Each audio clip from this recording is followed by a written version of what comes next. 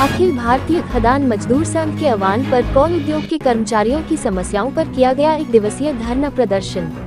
नमस्कार, हम आपके साथ हैं और आप देख रहे हैं आरकेडी न्यूज। सूरजपुर जिले के SECL भटगांव क्षेत्र के क्षेत्रीय महाप्रबंधक कार्यालय के बाहर आज धरना प्रदर्शन किया गया, जिसमें बंस के द्वारा महाप्रबंधक कार्यालय में ज्ञापन सौंपा गया और BMS के द्वारा ठेकेदारों के ऊपर शर्मनाक आरोप लगाते हुए बताया कि जो ठेकेदार के द्वारा उनके वकर खदानों में काम करते हैं, उनकी सैलरी उनके खातों में 20,000 से 25,000 डालकर उनसे खातों से वापस पैसा 5,000 से 10,000 तक मंगवा लिया जाता है और उनकी मांगों को लेकर बताया गया।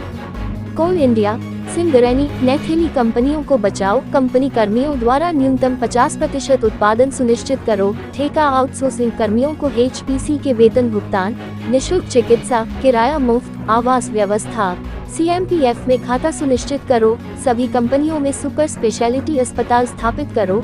CMPF में 100% ऑनलाइन प्रणाली सुनिश्चित करो। स्पेनर्स की समस्याओं को हल करो। कंपनी में बढ़ता प्रदूषण को रोको। जिस प्रकार SECL के वर्कर कॉलोनी में रहते हैं, उस प्रकार ठेकेदार के वर्करों को भी कॉलोनी में घर दिया जाए। उचित शिक्षा को लेकर भी बोला गया। जिस प्रकार SECL के वर्कर और अधिकारी के बच्चों को जो सुविधा दी जाती है, वही सुविधा ठेकेदार के बच्चों को दी जाए। इस धरना प्रदर्शन में BMS के वरिष्ठ पदाधिकारी शिव कुमार दुबे, दिलीप मंडल, संतोष तिवारी, कमल सक्सेना, जगन्नाथ शर्मा, अशोक गुप्ता, अविनाश प्रधान, जितेंद्र पांडे, अविनाश धोबले और वरिष्ठ कार्यकर्ताओं के द्वारा धरना प्रदर्शन संपन्न किया गया। सरदार गुरजीत सिंह की रिपोर्ट, जिला सूरजपुर, छत्तीसगढ़। और कोल इंडिया के सभी एरिया कार्यालय में 1 दिन का धरना प्रदर्शन है। तो हमारा, जैसा कि हम लोगों ने उद्बोधन में बताया है कि मल्टी सिटी हॉस्पिटल की बात है, कैशलेस रिटायरमेंट व्यक्तियों की कैशलेस ट्रीटमेंट की बात है, बच्चों की शिक्षा की बात है, और भी जैसे CMPF के जो रिटायरमेंट होने के बाद लोगों का ग्रेजुएटी के लिए और CMPF के लिए ऑफिस में चक्कर लगाए जाते हैं, सबके लिए तमाम तरह का इसमें सभी तरह की समस्याओं को समाहित किया गया है। और ख़ास करके जिस तरह से आप देख रहे हैं कि कोल इंडिया का जो उत्पादन दिन प्रतिदिन बढ़ता जा रहा है और कोल इंडिया में काम करने वाले कर्मचारियों की संख्या कम हो रही है।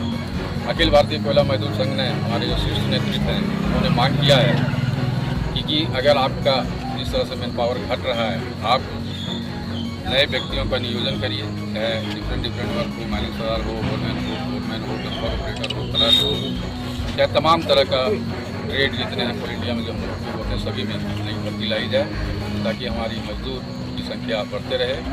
और दूसरा एक बात और अहम है कि ये भी बात रखा जा रहा है कि आज जो 100% MDO मोड में आप जो देते हैं उसको बंद करें। उसमें 50% जो भागीदारी है कोयला खदान में काम करने वाले अस्थायी कर्मचारियों को होना चाहिए।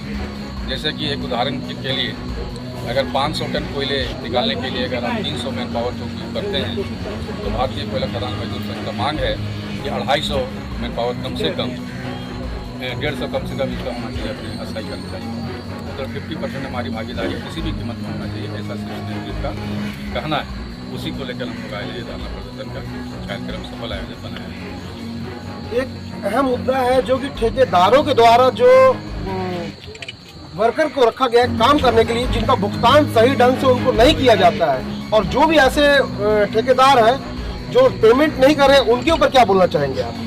देखिए, इसमें बहुत बड़ी समस्या है। जैसा कि आपको पता है कि हाई पावर कमेटी ने इसको निर्धारित किया है, 3 श्रेणियों में कामगारों को बांटा है। उसको कहा गया कि श्रेणी में आप वर्करों को भुगतान कीजिए, और SECL प्रबंधन ने ठेकेदारों को निसंदेह उनको पेमेंट दे रहा है।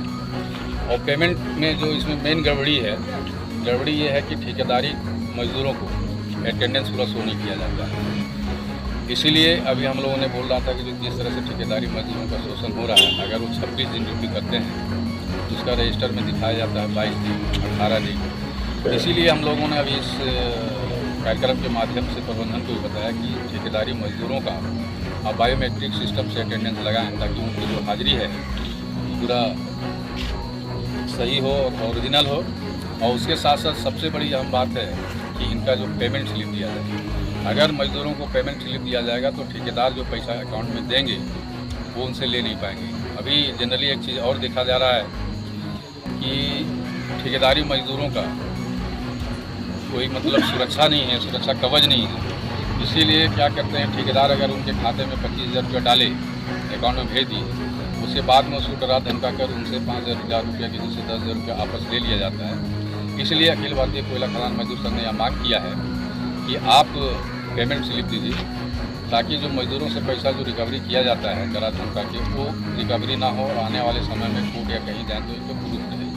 तो इसके लिए यहाँ हम लोग यही डिमांड किए हैं कि उनका जो हाजिरी हो बायोमेट्रिक सिस्टम से लगे और उनका पेमेंट से लगे। तो प्रबंधन के द्वारा आप क्या कहना चाहेंगे, ऐसे ठेकेदारों के ऊपर उचित कार्रवाई की जाए कि नहीं की जाए? उनका जो लाइसेंस है उसे रद्द किया जाए कि नहीं किया जाए? ये बिल्कुल होना चाहिए। अगर जो मजदूरों को पैसा देने के लिए उनको मिल रहा है, पेमेंट करने के लिए, इनकी मजदूरी देने के बाद उनका अलग से वो उनका कमीशन है काम करने का, ये है उस पर है। मजदूरों का जो खून पसीना का जो पैसा जो काटा जा रहा है, जो कमीशन की तरह जो बंदर बांट जो हो रहा है, उस पर सरकार रोक लगाना चाहिए।